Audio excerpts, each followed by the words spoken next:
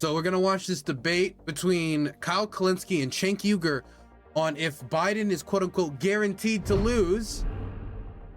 And Cenk Uygur is going to talk about his motivations to run for president, which I have not taken that seriously.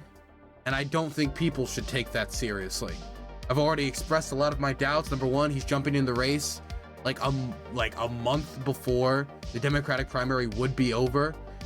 He is jumping in the race with very little political experience. And when I say that, I mean, he's never held public office. And he's done one election that I'm familiar with. He ran for Congress in California. He got 6% of the vote. It's not particularly that impressive. And if you have shown yourself to not be that capable of winning elections or even performing decently well in an election when you have like an entire media apparatus behind you, then maybe you should learn politicking a little bit more before running for the highest office in the land with all the odds against you when the Democratic primary isn't even being run. They're not having a traditional primary. I mean, as in like they're not having like debates. They're not really going through the whole regular nomination process that you would have in a competitive primary. And he's running for president with like a week before everything's being decided. Not a week, but a month before. I just don't take it that seriously. Maybe if it was somebody like, I don't know, Josh Shapiro or J.B. Pritzker or Gavin Newsom, then I would take it more seriously, because these are people who are shown that they can hold public office and that they can run for public office, and that they know how to win public office. But even at this late stage, I think even that would be a problem, and name recognition would be a massive problem. But we're going to get into that in this back and forth. Let's watch. By the way, I want to say congratulations on it's, these things are difficult. It's very easy to, take shots at someone who's out there. Also, putting all that aside, there's a question of whether he can even be president because he's not a natural born U.S. citizen, which the way I grew up, I know that he's trying to make some legal case as to why that's not the case. But how I grew up and how most voters, even if he was right about that, which I don't know if he's right about that. The way I was always raised is that you have to be born in the United States in order to be president of the United States. Whether that's fair or not is a separate question. Even if he's right, which I'm doubtful of, but even if he's right, you got to convince voters of that. And that is a very difficult task. I remember with Ted Cruz, it was just Donald Trump and Ted Cruz. The question of him being born in Canada started to come up. And square trying to do a thing. And so, I admire your courage in putting yourself out there. I just want to say that. But, part of your rationalization is like Biden is going to lose. But Trump's got a lot of stuff going on here, too. So how do you look at the legal landscape that is facing him? Do you think that he's in big trouble? What is this? Progressive pundit Cenk Uygur won't appear on new Nevada primary ballot after altering form. Cenk Uygur wants to challenge mainstream constitutional interpretations that he is ineligible for the presidency because he was born in Turkey. Progressive political commentator Cenk Uygur, a naturalized U.S. citizen born in Turkey, attempted to file for Nevada's Democratic primary using an altered form that crossed out the words natural born before citizen. A change that caused state officials to reject his application. Oh, he's just taking people's money, man. I don't think that's his motivation, but ultimately that is what he's doing. What is, dog? You're trying to get people to take you seriously, man. You just crossed it out. You fucking use a crayon? What? 5-head strategy, man. 5-head. I just can't see the genius. I just can't see the genius. Hopefully he can help me see the genius here. But Trump's got a lot of stuff going on here, too. So how do you look at the legal landscape that is facing him? Do you think that he's in big trouble from a legal perspective? And how does that tie into his political chances? Yeah. So let's break that out. So first of all, thank you for the kind words. I appreciate it. And yes, a lot of people are like, oh, you can't win. Oh, really? Oh, you geniuses just figured out that it might be a long shot. Okay, yes, I'm perfectly aware that it's a long shot. Second of all, the reason I'm running is because of another giant piece of news that came out today that further supports exactly what I've been saying all along, which is morning consult. The thing is, it's not even a question on whether it's a long shot. There's a question about whether you can even be president. That there's a legitimate question about whether he can even be president. And we already have a progressive running for president in the Democratic primary. And that's, I was about to say Marjorie Taylor Greene. That's Marianne Williamson. Marianne Williamson can bring attention to progressive issues. She was running. As far as, did she drop out? Is she still running? As far as I know, she's still running for president, right? Yeah, she's still running. She was running on the Democratic ticket last time I checked. Why does this person, who has only lost elections that he's participated in and didn't even perform that well, and there's a question about whether he can even run for president, and he's now entering it like a month before the process is over. Why him? Poll saying that Biden is now losing 5 out of 7 swing states and tied in a 6th, and barely hanging on in Nevada. The polling is not as clear cut as he's making it out to be. The polling data isn't fantastic for Biden, but some polls have him below, some polls have him tied. Nationally, I think the RCP polling average has them tied. But again, the question is not whether or now, right now, a year out from election day, where the economy can change, the conditions can change, and Donald Trump's ongoing case can change, and how the media covers the Biden economy, and how the media covers Donald Trump, whether they're giving more scrutiny and more attention to Biden, or more scrutiny and more attention to both Biden and Donald Trump, when we're going to have more and more people flipping in these court cases, coming out with testimony about, yeah, he told us to go over and, illegally access these voting machines, which, we did, and whether that's going to affect him. Man, the media landscape can change it. The economy can change. There's so much that can change between now and election day. And right now, there are still polls coming out that say that they're tied. So again, the argument of guaranteed to lose, he hasn't made it. At least not, I don't think he can make it from a polling perspective.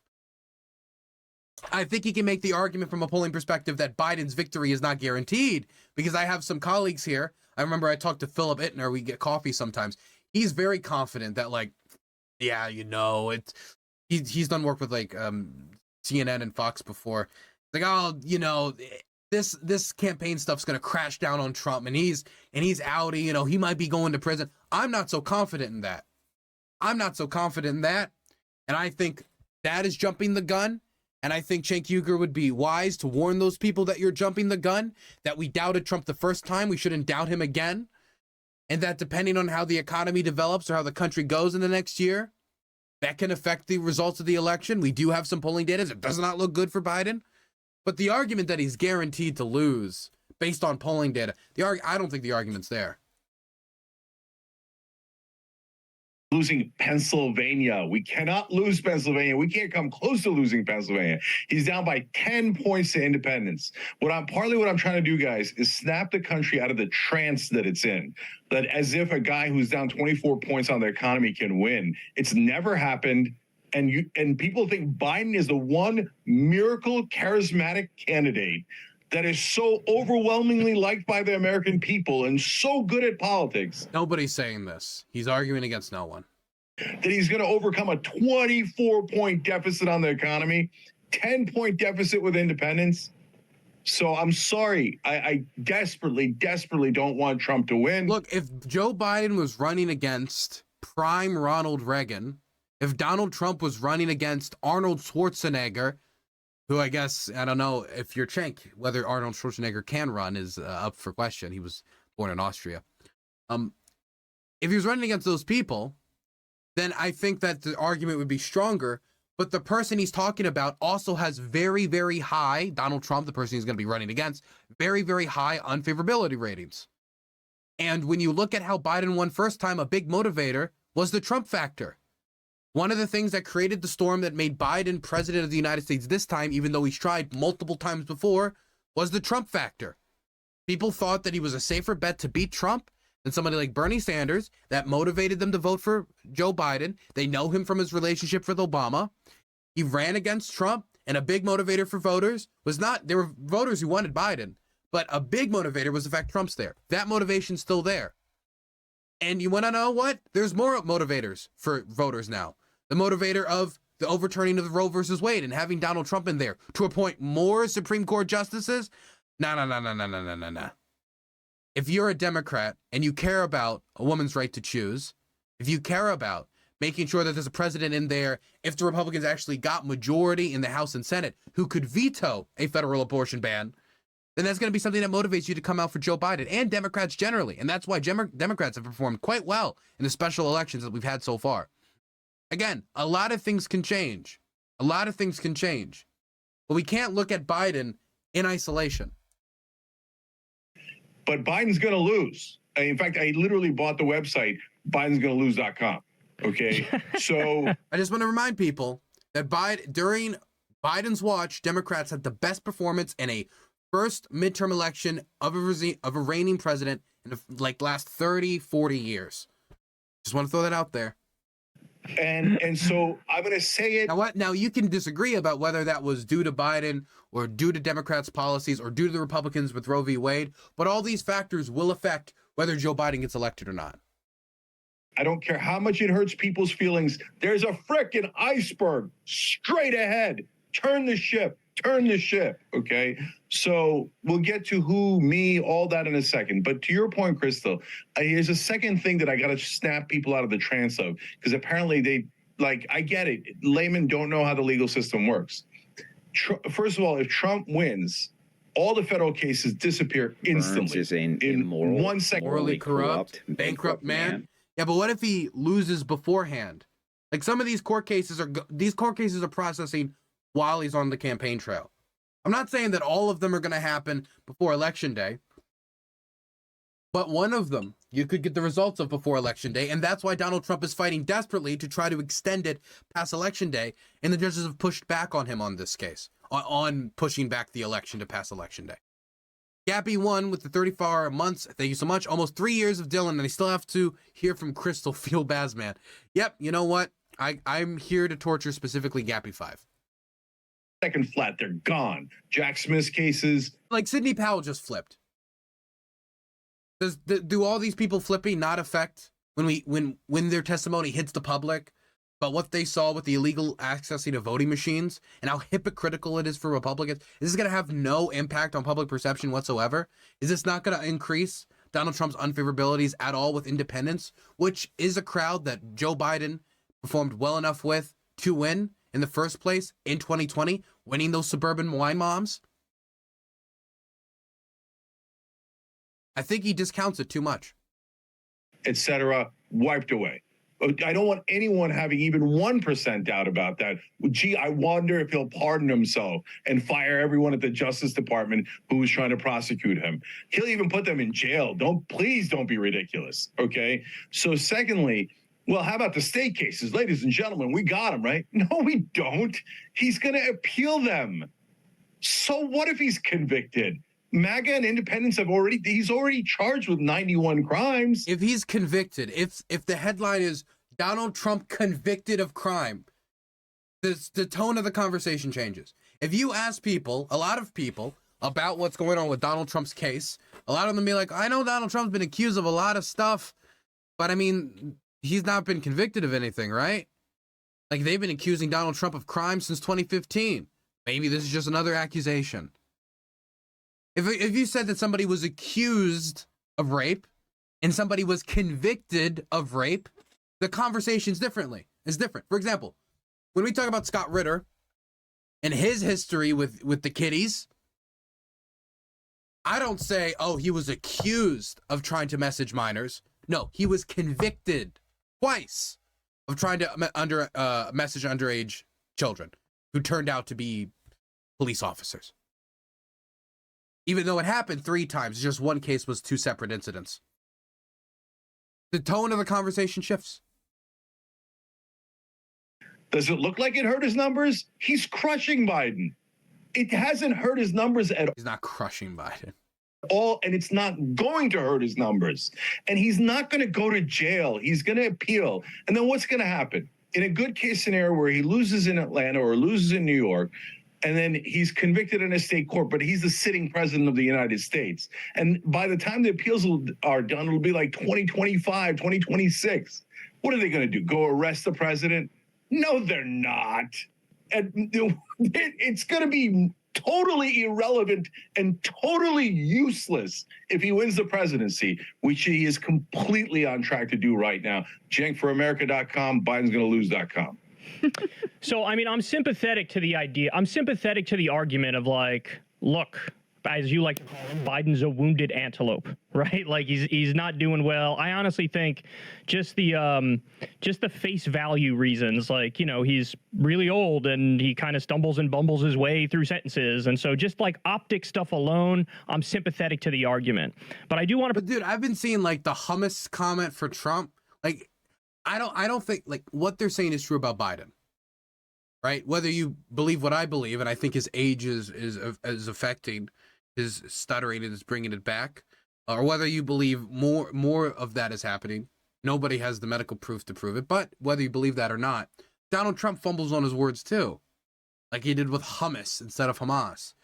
It's just Biden does it, but Biden does do it visibly more often. Provide the counter argument and get your response. So I looked at the Real Clear Politics average of the polls last night, and they actually have Biden and Trump dead tied at 44.3% nationally. And according to 538, Biden is underwater with his approval rating 14 points, and Trump is underwater 15 points. So I think it's fair to say dead tied on that front. You already brought. But Cenk said, you know, smashing, crushing, destroying. Up the 91 criminal charges against Trump. Obviously, you don't think that's okay. You don't think it's going to impact him that much. I disagree on that. But like, even this notion, there's no way he can win. I mean, I remember very vividly during the midterms, everybody around me was telling me red wave, red wave, red wave. And I was like, I don't know about that. I'm kind of agnostic. And it turned out I was right. It wasn't a red wave. It was a red trickle. And then you also have these recent special elections. There were 38 special elections recently, and Dems are outperforming the polls by an average of 10 points. So the fact that you have all that stuff, plus I think Roe versus Wade really changed the political dynamic in the country.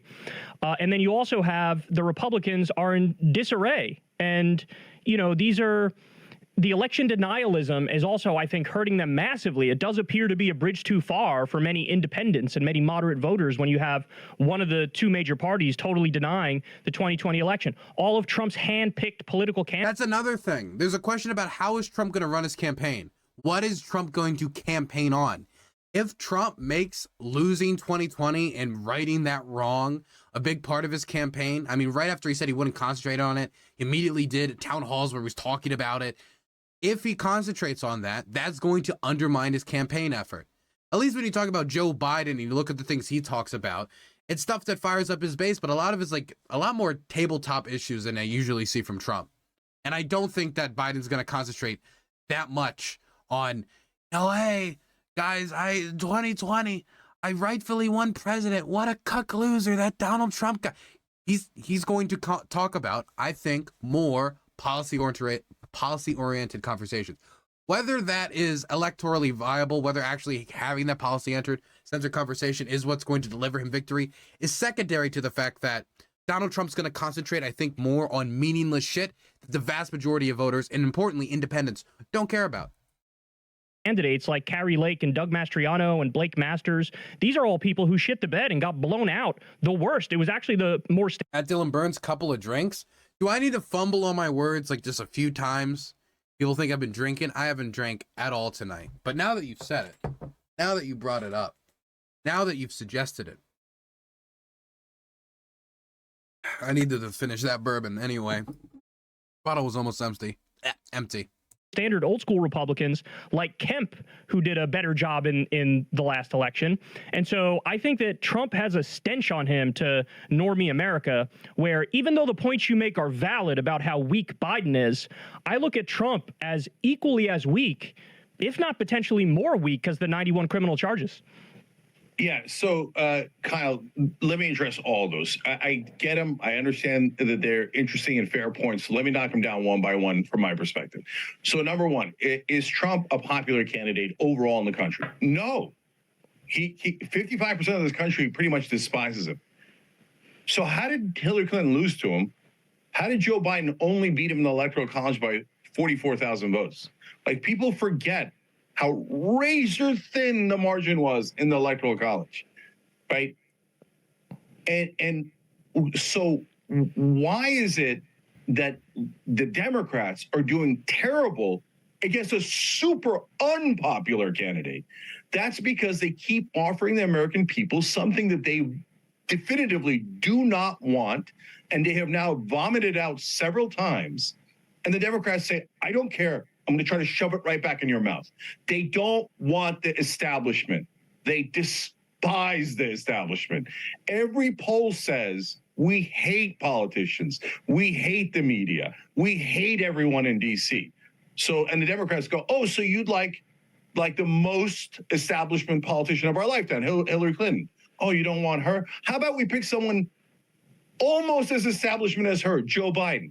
And they're like, how clear do we have to be? So here's the most important analogy. Look, I agree that Americans want a fresh face in the White House.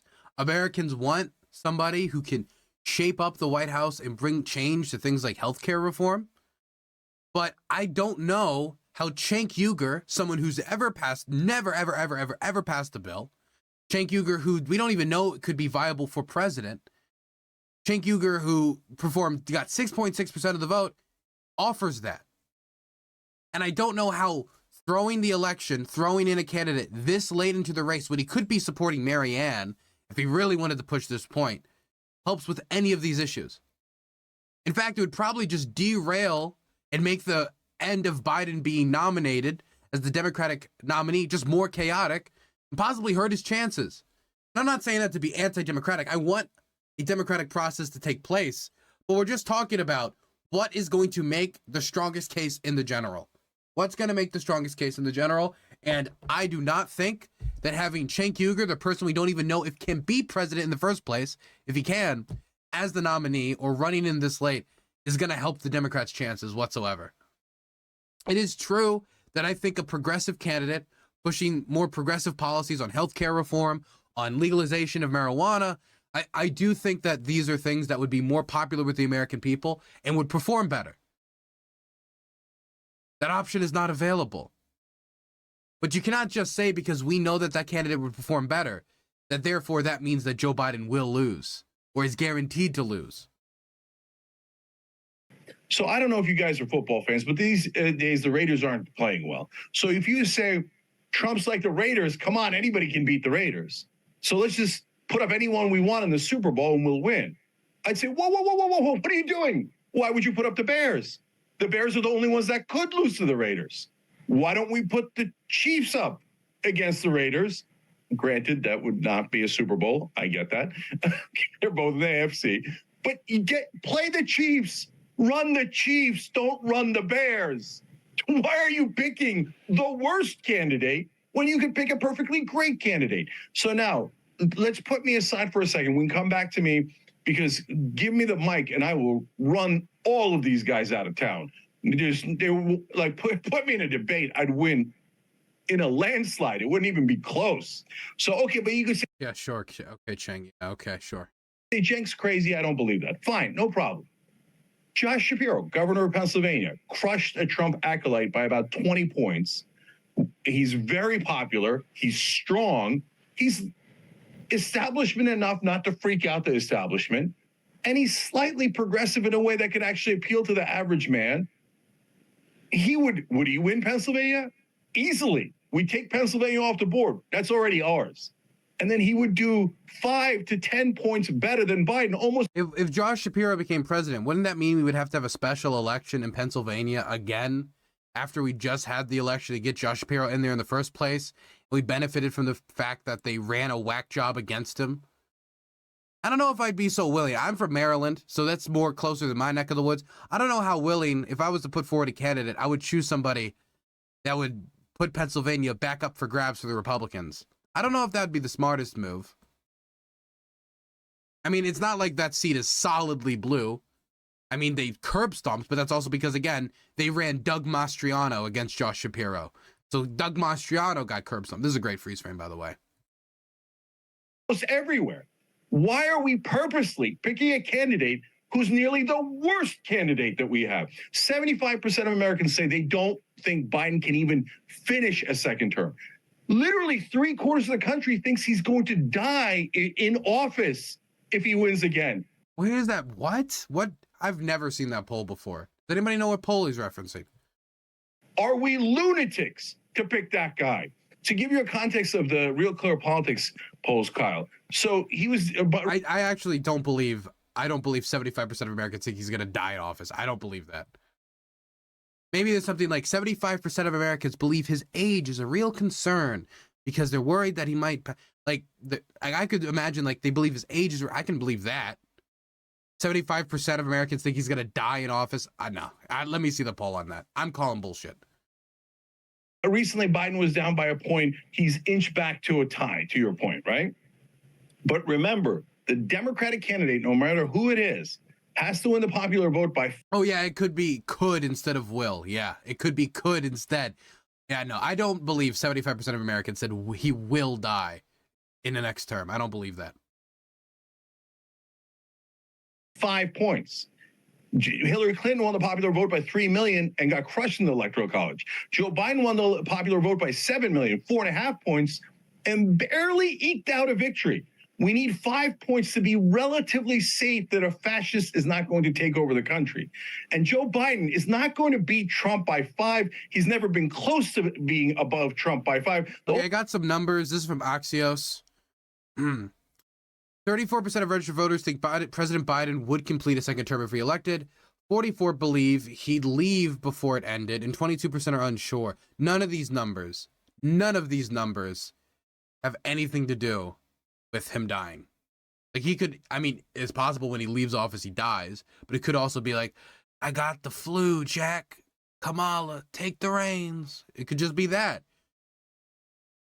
But I don't know where these numbers came from or where he's talking about for these numbers. Even if I was to take this and manipulate it into what he's saying, 34%, not 25%. Only time that he was close to beating Trump by 5 was on election day of 2020. And all he's done is slide dramatically down since then. He was at 54 at the time, and he eked out a victory. Now he's at 39. So 15 points lower than when he almost lost. And people in their right mind think that that's the right candidate to run. No way. Joe Biden's going to lose.com. Joe Biden's going to lose.com. It's obvious. It's super obvious to anyone who's looking at it objectively. So enjoy your bombastic. Yeah, okay. So just a couple points to respond to that. There was a poll that just came out with had Biden up 7. So and that's not the average, to be fair, but my point is I absolutely think it's possible that he hits that benchmark. I'm not as convinced as you that there's no way he can win. To your point about all the other Democrats, part of me believes what you're saying, but the other part of me is like, I don't know, man, name recognition is like really, really, really important. And Biden's got the highest name recognition in the world, and nobody knows who Josh Shapiro is other than Pennsylvanians. But look, let's go candidate for candidate to get into the specifics here, because I have a little bit more of a nuanced view on, if a candidate is more electable than Biden. So honestly, the only person I can think of is like Gavin Newsom, right? No matter who replaces Gavin Newsom, it's going to be a Democrat. Where with Josh Shapiro, it's a little bit more up in the air, right? Gavin Newsom's probably more well-known nationally. I know he's been buying ads in like Florida, but also Gavin Newsom is not nearly as progressive as I would want. I mean, if I remember correctly, he just undermined the unemployment effort for those striking workers off of budgetary concerns. But would he be a better candidate against Donald Trump? Probably do better in the debates. He's a much better public speaker. But I don't know about the name recognition. And again, if we were talking maybe like 10 months ago and I could choose one of them, you might be able to convince me to pick Gavin Newsom then. Now, when we're like a year out, like a month away from like the nomination process being over. Nah, man. God, I don't like Gavin Newsom though. I'd rather him not be president. I'd rather have a more progressive candidate than Gavin Newsom. But that's the only person I could really think of that is getting to that national name recognition. All the other proposals like Michelle Obama and stuff, it just sounds like a joke. You tell me Kamala is more electable than Biden, I disagree. If you tell me Pete Buttigieg is more electable than Biden, I disagree. Pete Buttigieg, I don't know. I've seen the polling data on Kamala that makes me say, yeah, I don't think she's more electable to Biden. I don't know about Pete Buttigieg. Also wouldn't be my first pick, though. I agree with you that almost everybody after that is probably more electable than him, although the name recognition thing complicates it a little bit. But like Newsom, J.B. Pritzker, Warnock, potentially Whitmer, like I feel like all of them are probably more electable than Biden. Do you believe that, like, no, literally all of those candidates are less electable than Biden? Okay, so first of all, let's note that I'm the only presidential candidate in history that keeps arguing for other candidates. But that's because, look, guys, I'm in this because Donald Trump said that immigrants are poisoning the blood of our nation. That specific quote is only used so far in world history by Adolf Hitler and Donald Trump. That's him saying, look, don't say I didn't warn you. I used literal Nazi quotes. And I had dinners with Nazis, and I said that there were not good people on Nazi side. So we have to beat Trump. We have to beat Trump. And going in with a wounded antelope is insanity. So, okay, so then people... Okay, let me read the quote. This is from CNN. Nobody has ever seen anything like we're witnessing right now. It is a very sad thing for our country, Trump told the right-leaning news site, The National Pulse, in a video interview.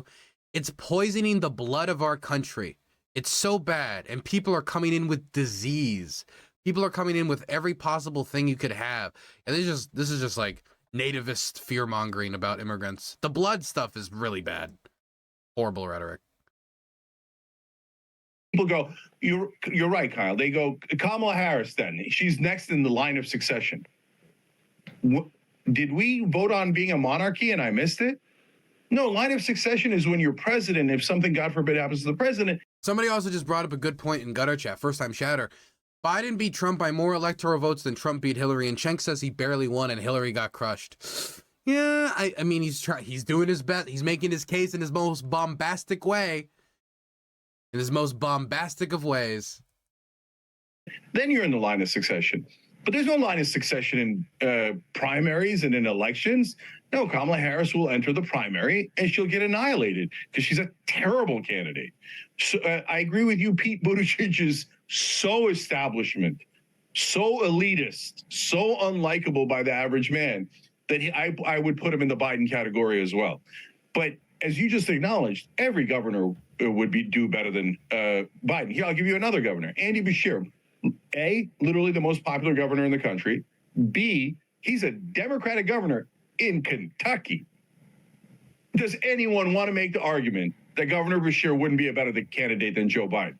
Well, I mean, if you make that argument, you're just admitting you're so biased you can't see straight. Of course, the guy who's the most popular governor is going to do way better than the guy who's an incredibly unpopular president. And I know it breaks a lot of people's heart to hear that, but 39%, my whole life, if an incumbent was under 50%. My argument is never that there's nobody else that could be a better candidate than Biden. My argument is Biden is the president of the United States. He has the incumbency bias. He's well known, and we're a month out. We're like a month out from the nomination process being over. The train has already left the station. Every analyst agreed he was in massive trouble and very likely to lose. Now we have an incumbent under 40%. Never happened. An incumbent winning when they're under 40% literally has never happened. But we think that assumes that he's going to be that way on election day. We don't need the Chiefs. We don't need the most popular governor. We don't need guys who would be up 5-10 points on Trump. Let's go with a wounded antelope. No, hell no. Even if you're not going to pick me, which let's go, let's have a real race, and then I'm happy to run against Beshear, Shapiro, Newsom, and make my case. JankForAmerica.com. But for now, guys, if I don't go up in the polls and I don't put enough pressure on Biden, the Democrats in Washington are going to sleepwalk us right into that iceberg. And then when we're in the freezing water going, oh my God, what happened? How did we lose democracy? How do we live under a fascist state? I'm going to tell you guys, what did I tell you? Why did you run the weakest candidate in history against the fascist? What kind of insanity is that? By the way, Cenk is the only person that I could say, honestly, that I know for sure would probably be a weaker candidate than Joe Biden, because he has a record of losing and only losing. Pick any. And nobody knows him either. And he's not, and I mean, I don't mean to be mean to Cenk, but saying, of course, on the debate stage is not going to be as, personable as he thinks it is. Random Democratic governor, and they'll do way better than Biden. So, I don't think either one of us is arguing that Biden is a particularly strong candidate. I'm not as convinced that he's for sure going to lose. And I also see clearly that we could do worse. And I just pulled up, this is the Democratic primary nomination without Biden, where they float a bunch of names and see who comes out on top. Kamala Harris, 29% is number one. Number two is Hillary Clinton, and number three is Pete Buttigieg. I think all three of those are way worse than Biden in every respect, both from a policy perspective, but also from an electability perspective. I agree with this. I don't agree with Crystal often, but I agree with this. So it is not clear to me at all that if you actually did open it up to the wide world of Democratic whoever, that you would end up with someone who was better in any respect than Joe Biden. So, Crystal, first of all, what a weird poll where they polled like the three most toxic Democrats in the country. They pulled the three people that immediately races into people's minds when they think of, if not Joe Biden, who? People were like, well, who's vice president? Kamala. I guess Kamala's number one. But Pete Buttigieg, I also know him. Yeah, I'll pick Pete Buttigieg too. I remember him. He ran last time. Oh, Hillary, she ran. It's still her turn. Like, people aren't like, the majority of Americans are not like, yeah, I am actually a Sherrod Brown guy. Yeah, I know Josh Shapiro. Yeah, J.B. Pritzker. Yeah, J.B. Pritzker. Most people don't know who those people are. No. There's more people way on the more. list. Next I'm looking comes at it Newsom, now. next comes AOC, then Warren, Stacey Abrams, so now J.B. Pritzker, Amy Klobuchar, a bunch of people were polled. Those just were the top three. Those were who the Democratic base voted. J.B. Pritzker would be a much better candidate when it comes to policies, making arguments, presentability than Joe Biden. But look how low he is on that list. It's because nobody knows him. Voters were like, yes, Kamala. That's why you have the nomination process, so people can look through the candidates, get to learn the candidates, get to learn the policies. We're already past that point. Harris. Yeah. So guys, this gets to a giant misnomer. Name recognition is massively important in primaries. It is not at all important in a presidential race. Do you think that there's any chance that the people, by the time the election is rolling around, are going to be like, oh, I don't know who the Democratic candidate is. I guess I'll just vote against them. No, they're all going to know who the Democratic candidate for president is. That's not even close. Did they know who Michael Dukakis was when he started running for president? No, nobody knew. By the time the election rolled around, everyone knew who Michael Dukakis was. Didn't he lose? And they knew what their choices were. Now, that didn't turn out well because, again, we picked a super weak candidate. Democrats love to pick weak candidates. Why would he use an example where he lost? Candidate would have been Fetterman pre-stroke. Give me somebody strong, somebody populist, somebody progressive, somebody that's actually fighting for the average man, and will crush the Republicans. Fetterman crushed the Republicans post-stroke. At the time, he couldn't even speak. He went to a debate and couldn't speak, and he still beat the Republicans. In Pennsylvania, where Joe Biden is losing today. So if you say, hey, Cenk, your name recognition isn't high enough to win a primary, I say, look, that's a fair argument against me in particular. But if you say, oh, not enough people know Andy Beshear, and by the time that he is the Democratic candidate and an election rolls around, they're going to be like, oh, who is that? I don't know who he is. I guess I'll vote for Trump. 0% chance of that. Yeah. Guys, you're just getting a couple teaser clips from this interview. Nope, not watching the full thing. Not in a million years. Not in a million years. I wasn't really convinced. I still think Cenk's campaign is honestly useless. Why not just back Marianne Williamson? God, what a... I mean, I understand the gist of why he's doing it. I don't think it's like from a bad place, but I also don't think it's going to have any effect.